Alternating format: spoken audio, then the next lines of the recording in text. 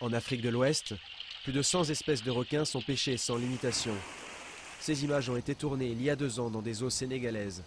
Chaque année, et depuis 3 décennies, la pêche a continué. Les ailerons de requins sont très lucratifs. Résultat, les requins sont aujourd'hui en voie d'extinction, une disparition qui nuit au fragile écosystème des océans, le requin faisant partie des espèces qui nettoient les fonds marins.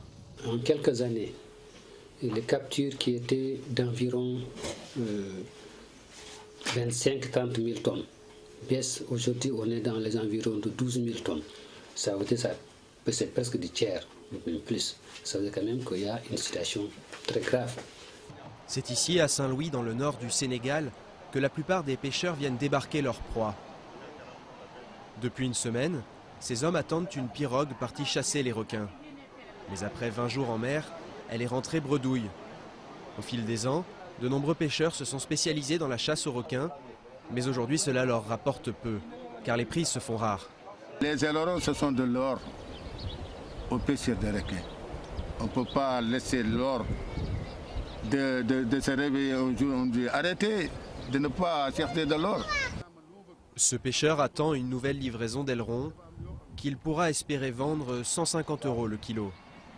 La chair de requin, elle, bien moins rentable, est mise à sécher au soleil en attendant d'éventuels acheteurs.